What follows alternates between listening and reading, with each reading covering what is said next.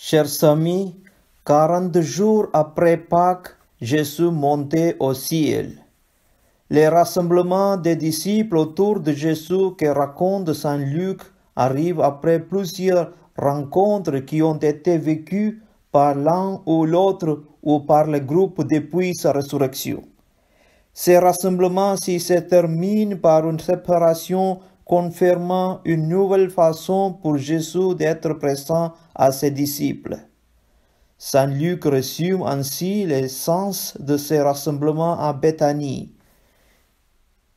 Il est écrit que le Christ souffrirait, qu'il ressusciterait d'entre les morts le troisième jour et que la conversion sera proclamée en son nom pour le pardon du péché à toutes les nations, en commençant par Jérusalem.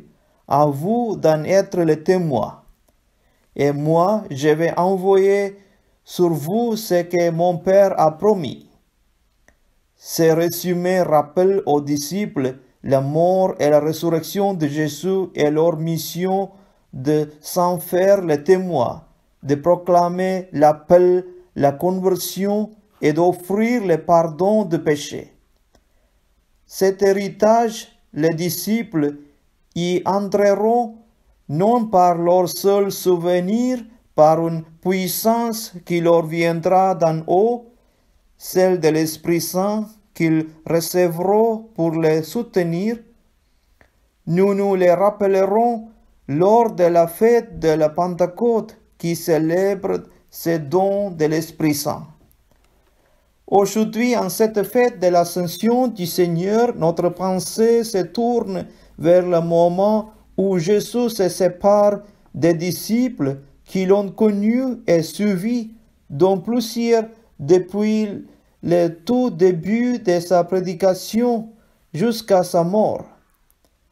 Certains d'entre ces personnes l'ont rencontré ressuscité, toujours vivant d'une manière particulière, comme Marie-Madeleine, les disciples d'Emmaüs, les apôtres dont Thomas. À Béthanie, c'est le Jésus ressuscité qui est au milieu d'eux et qui leur dit au revoir. C'est au revoir est une séparation, tandis qu'il les bénissait. Il se sépara d'eux et il était emporté au ciel. Mais ce n'est pas la fin de leur relation avec lui, loin de l'Est. En effet, la relation du disciple avec Jésus ne se limite pas à une rencontre passagère. Une fois établie, elle demeure éternellement. C'est pourquoi les disciples, retournant à Jérusalem remplis de joie et bénissant Dieu, ils ne se sentent pas abandonnés. Dans le cas de Jésus ressuscité, sa présence dépasse les simples souvenirs. Il est une présence vivante et il a laissé un moyen, un mémorial pour demeurer toujours avec ceux et celles qu'il aime.